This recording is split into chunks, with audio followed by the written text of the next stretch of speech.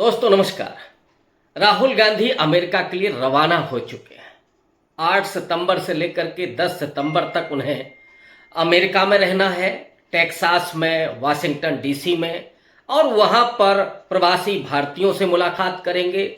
शैक्षणिक संस्थाओं में जो लोग पढ़ाई कर रहे हैं, जो बुद्धिजीवी हैं, उनसे बातचीत करेंगे, उनसे संवाद करेंगे, पत्रकारों के जवाब देंगे, और साथ ही साथ जो भारत के व्यापारी हैं उन व्यापारी लोगों से भी मुलाकात करेंगे। राहुल गांधी की ये यात्रा क्यों खास है, ये जानना बेहद दिलचस्प है, जरूरी है।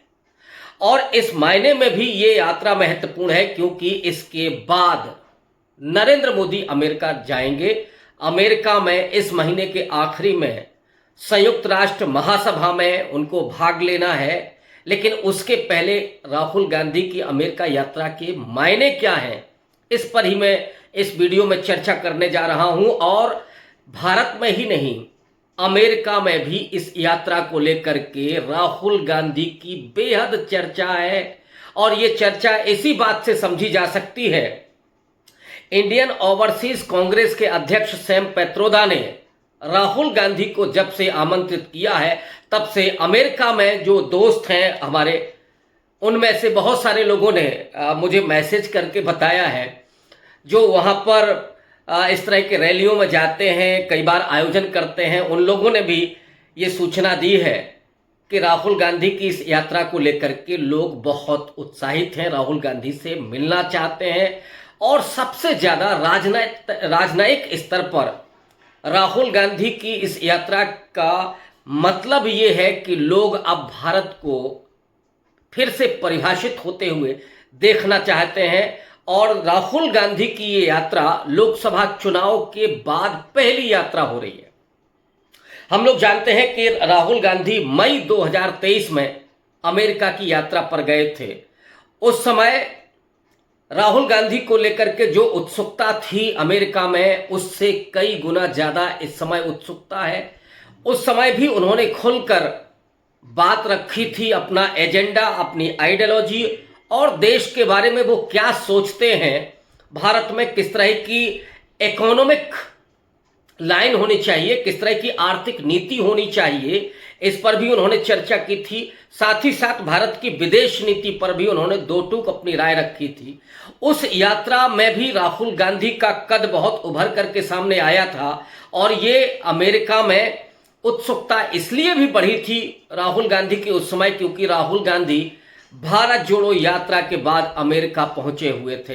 भारत जोड़ो यात्रा ने राहुल गांधी के कद को जिस तरह से नए ढंग से परिभाषित किया, बल्कि अपने वास्तविक स्वरूप में राहुल गांधी को पेश किया, वो सिर्फ भारतीयों के लिए ही नहीं, बहुत सारे भारतीय हैं जिनको राहुल गांधी को पैदल चलते हुए देख करके अचंभा हुआ था। लेकिन उससे ज्यादा अचंभा तो दुनिया के उन देशों में हुआ, ब्रिटेन में, जर्मनी में, अमेरिका में, जहां पर कांग्रेस पार्टी का एक अपना खास एक छवि रही है। और फिर नरेंद्र मोदी ने एक खास छवि बनाई। हम लोग जानते हैं कि अमेरिका के जरिए नरेंद्र मोदी ने अपने दोनों चुनावी कैंपेन लॉन्च किए थे। आपको याद होगा कि 2014 में नरेंद्र मोदी ने वहां पर मेडिसन स्क्वायर में एक मेगा शो आयोजित किया था, जिसमें हजारों की संख्या में प्रवासी भारतीय मौजूद थे और खास करके उसमें गुजराती लोग मौजूद थे, जिसमें मोदी मोदी के नारे लग रहे थे, वंदे मातरम, भारत माता की जय के नारे लग रहे थे, तिरंगा लहराए जा रहे थे। और नरेंद्र मोदी को भारत के एक नए राइजिंग स्टार के रूप में देखा जा रहा था या पेश किया जा रहा था, या नरेंद्र मोदी की वो छवि निरूपित की जा रही थी। मेडिसन स्क्वायर के इस मेगा शो के बाद दुनिया के उन मुल्कों में नरेंद्र मोदी को लेकर के उत्सुकता बढ़ी थी। और जिस नरेंद्र मोदी को अमेरिका ने कभी वीजा देने से इनकार कर दिया था 2002 के दंगों के बाद, उसी अमेरिका में ये मेगा शो होना अपने आप में दिखाता है कि अमेरिका ने भी नरेंद्र मोदी को स्वीकार कर लिया था। और उसके बाद 2019 में हाउ डू मोदी हुआ था, और वो कार्यक्रम भी एक तरह से 2019 के चुनाव के पहले का एक ब्रांड को प्रभावित करने का, एक ब्रांड छवि निरूपित करने के लिए वो सारा कुछ आयोजन किया गया था। तो नरेंद्र मोदी ये पहले से करते आ रहे हैं, लेकिन उन्होंने कभी भी पत्रकारों के जवाब नहीं दिए। जब वो द्विपक्षीय वार्ता भी करते हैं तब भी उनकी ये शर्त रहती है कि वो पत्रकारों के सामने प्रस्तुत हो सकते हैं, लेकिन पत्रकारों के जवाब नहीं देंगे, क्योंकि नरेंद्र मोदी पर इतने सारे सवाल हैं। वो भारत के हिंदुत्व की राजनीति को लेकर के भी हैं, वो सवाल भारत की अर्थव्यवस्था को भी लेकर के हैं। भारत में जो लोकतंत्र का सूचकांक नीचे आया है, पत्रकारिता का सूचकांक नीचे आया है, इस पर भी ढेर सारे सवाल हैं और इन सवालों का वो जवाब नहीं देना चाहते, सामना नहीं करना चाहते। इसी वजह से उन्होंने दुनिया के इन मुल्कों में कभी भी प्रेस के सवालों का सामना नहीं किया। प्रेस के सामने जरूर आए और अपनी केवल बात रख के निकल गए। राहुल गांधी इसके पहले भी विदेश यात्राओं में गए हैं और उसमें जब वो खुल करके बात करते रहे तो भारतीय जनता पार्टी ने जिस ढंग से उन पर आरोप लगाया, आक्षेप लगाया कि वो भारत की छवि को जाकर के वहां दूषित कर रहे हैं, बदनाम कर रहे हैं, जैसे उन्होंने नरेंद्र मोदी के उस पूरे हिंदुत्व की राजनीति को एक्सपोज किया कि कैसे मुसलमानों के साथ उत्पीड़न हो रहा है इस देश में, दलितों। और ये राहुल गांधी की यात्रा इस मायने में भी खास है कि लोकसभा चुनाव में जो चुनौती राहुल गांधी ने पेश की थी, लोकतंत्र बचाने की और संविधान को बचाने की लड़ाई के रूप में इस पूरे चुनाव को रेखांकित किया था, जिसमें नरेंद्र मोदी अपनी उस पूरी ताकत के बावजूद, और वो ताकत हम लोग जानते हैं चुनाव आयोग से लेकर के और ईडी सीबीआई तक की, गोदी मीडिया तो अपनी जगह है ही, कारपोरेट है ही, इसके अलावा जो पूरा मनी और मसल पावर का भी दुरुपयोग हुआ, इसके बावजूद नरेंद्र मोदी 240 पर आकर के अटक जाते हैं और एनडीए की सरकार उनको बनानी पड़ती है। इसके बारे में मैं कई बार बात कर चुका हूं, लेकिन सबसे बड़ी बात यह है कि राहुल गांधी इस पूरे चुनाव के दरमियान जिस तरह से लोकप्रियता हासिल करते हैं और सामाजिक न्याय की राजनीति के एक नए आइकॉन के रूप में सामने आते हैं, दलितों और आदिवासियों के मसीहा के रूप में देखा जाने लगता है। राहुल गांधी ने कई ऐसे मुद्दों पर नरेंद्र मोदी को झुकने के लिए मजबूर किया। मसलन आदिवासी शब्द को नरेंद्र मोदी को बोलना पड़ा, वरना आरएसएस और बीजेपी की आइडियोलॉजी में वो आदिवासी नहीं है, वो वनवासी हैं। वो रामायण की जो मिथ कथाएं हैं, महाभारत की मिथ कथा के अनुसार उन्हें शबरी, हनुमान इनका वंशज माना जाता है, एकलव्य का वंशज माना जाता है, लेकिन उन्हें इस देश का पहला मालिक कहना, इस देश का असली मालिक कहना, ये राहुल गांधी के अपने करिश्माई अंदाज का और अपने करिश्माई भाषणों का एक पूरा स्थापित मूल्य था। और इसके आगे नरेंद्र मोदी को झुक करके आदिवासियों को आदिवासी कहना पड़ा। इसके अलावा दलितों के मुद्दों पर, चाहे वो आरक्षण का सवाल हो, चाहे दलितों के उत्पीड़न का मामला हो, आदिवासियों के सम्मान का मामला हो, इन तमाम मुद्दों पर राहुल गांधी जिस तरह से बात करते रहे हैं इस चुनाव के दौरान, उन्होंने एजेंडा भी सेट किया और दलितों के लिए, चाहे वो बैकलॉग की भर्तियां हो या आरक्षण के विस्तार का मामला हो, कि आदिवासी और दलितों की जो आबादी बढ़ी है उस आबादी के अनुसार आरक्षण की सीमा बढ़ाई जानी चाहिए, प्लस जो 50% की सीलिंग है उस सीलिंग को ब्रेक किया जाना चाहिए। राहुल गांधी ने यह वादा किया था कि अगर वो सरकार में आते हैं तो वो ऐसा करेंगे।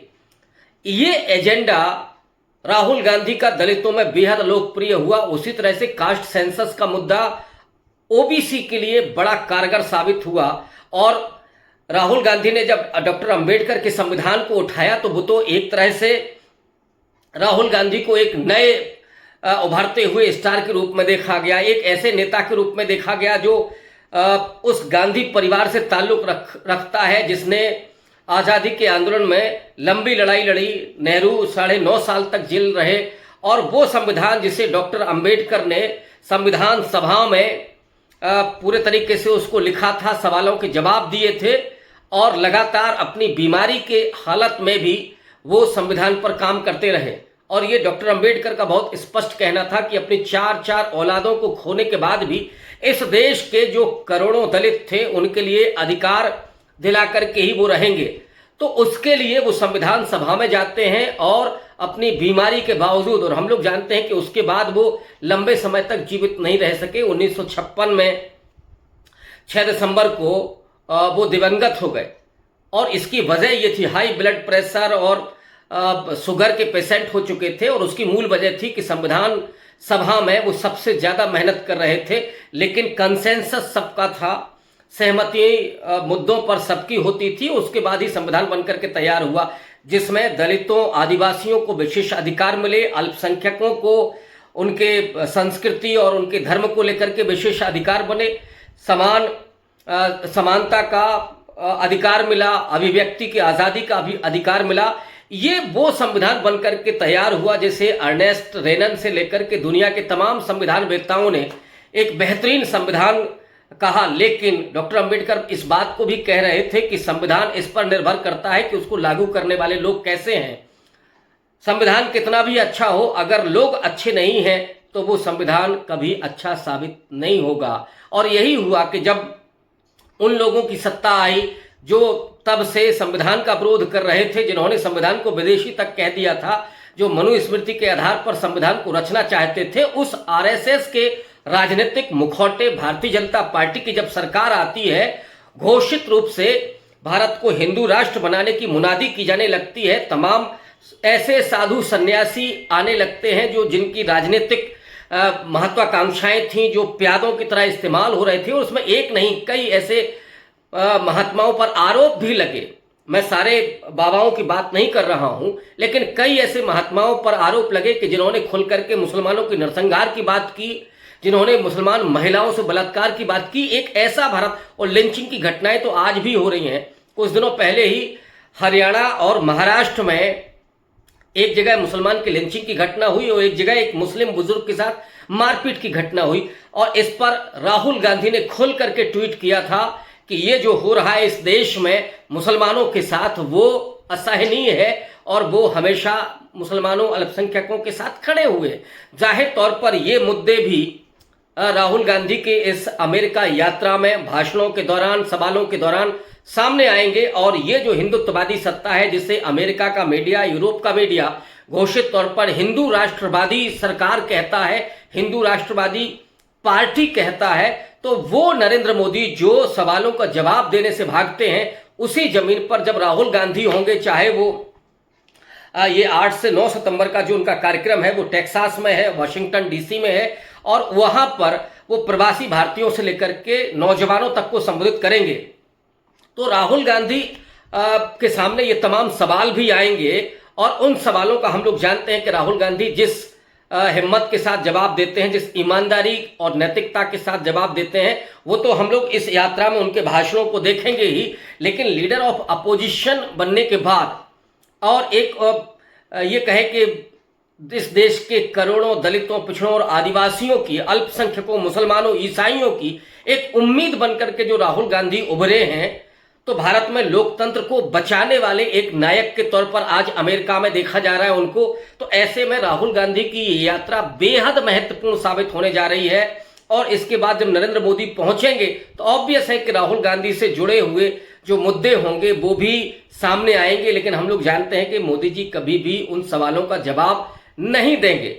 भारतीय जनता पार्टी ये कोशिश करेगी कि राहुल गांधी अपनी अमेरिका यात्रा में, टेक्सास में, वाशिंगटन डीसी में जो बात रखेंगे, जो भाषण देंगे, उन भाषणों में कुछ मीन मेक निकाली जाए कि साहब वो तो भारत को बदनाम कर रहे हैं। मसलन जब वो ये कहेंगे कि संविधान खतरे में है, संविधान के सामने खतरा पैदा किया गया था, डंके की चोट पर 400 पार का नारा दिया गया था और ये कहा गया था कि हम संविधान बदलना चाहते हैं, तो राहुल गांधी ये रखेंगे अपना पक्ष के हमने संविधान की रक्षा के लिए पूरे चुनाव में लोगों के से अपील की और भारतीय जनता पार्टी को हराया, एक तरह से हराया। भले ही नरेंद्र मोदी सरकार बना चुके, इसको लेकर के ही राहुल गांधी की आलोचना होने वाली है। लोकतंत्र को लेकर के जब राहुल गांधी सवाल खड़े करेंगे कि तमाम संवैधानिक संस्थाओं को एक तरह से हड़प लिया गया, हाईजैक कर लिया गया है, अभिव्यक्ति की आज़ादी कितनी बची हुई है, वहाँ पत्रकारों से लेकर के और जो इंटेलेक्चुअल हैं, जो एक्टिविस्ट हैं, उन सबको डराना, धमकाना, ट्रोल करना, ये इस पूरी राजनीति का हिस्सा है। जाहिर तौर पर राहुल गांधी इन मुद्दों को भी रखेंगे। जम्मू कश्मीर का एक बड़ा सवाल आने वाला है। जम्मू कश्मीर में 2019 के बाद जो धारा 370 खत्म होने के बाद पहली बार वहां चुनाव होने जा रहे हैं, और चुनाव तो और लंबे समय के बाद होने जा रहे हैं। लेकिन जो स्टेटहुड का मामला है, जाहिर तौर पर यह भी राहुल गांधी के सामने सवाल आएगा। हालांकि वो चुनाव में ये जाके कह चुके हैं कश्मीर में कि वो स्टेटहुड के पक्ष में हैं और वो दर्जा बहाल करके ही रहेंगे। लेकिन जो बीजेपी का मैनिफेस्टो आया है जम्मू कश्मीर का, उसमें उन्होंने कहा है कि 370 अब अतीत हो चुका है। 370 अतीत होना एक अलग मसला है, लेकिन जम्मू कश्मीर को राज्य का दर्जा देना ये एक अलग मसला है। उस पर राहुल गांधी कह चुके हैं, लेकिन बीजेपी ने अभी ऐसी कोई बात नहीं की है। बीजेपी वो है जो हरियाणा के पिछले चुनाव में ये कह करके चुनाव प्रचार करती है कि साहब हरियाणा हम जीतेंगे तो लड़कियां जम्मू कश्मीर से लेकर के आएंगे। ये कई बीजेपी के नेताओं ने कहा, जो बेहद अभद्र और बेहद अपमानजनक पितृसत्ता से जुड़ा हुआ मामला है और ये स्त्री विरोधी है। लेकिन भारतीय जनता पार्टी के सेहत पर कोई असर नहीं पड़ता। वो इसके बारे में कभी न सोचते हैं, न विचारते हैं, न ऐसे नेताओं पर कभी कोई कार्रवाई होती है। राहुल गांधी जाहिर तौर पर इन तमाम मुद्दों पर बोलने वाले हैं। विद्यार्थियों के साथ जो उनका इंटरेक्शन होने वाला है वो भी बहुत महत्वपूर्ण होगा। लेकिन सबसे बड़ी बात ये होगी कि अमेरिका में राहुल गांधी को कल के प्रधानमंत्री के तौर पर देखा जाएगा। आज वो लीडर ऑफ अपोजिशन है, तो कल भारत की इकोनॉमी किस तरफ जाएगी, भारत की विदेश नीति क्या होगी, और भारत में संविधान और लोकतंत्र को लेकर के जो चर्चा है, दलितों के उत्पीड़न से लेकर के मुसलमानों की लिंचिंग तक के जो मुद्दे हैं, इन मुद्दों पर अमेरिका की निगाह, अमेरिका के इंटेलेक्चुअल्स की निगाह होगी और इस बातचीत में ये मुद्दे ज्यादा उभर करके सामने आने वाले हैं। देखना यह है कि राहुल गांधी की इस यात्रा में बीजेपी क्या करती है। बहुत शुक्रिया।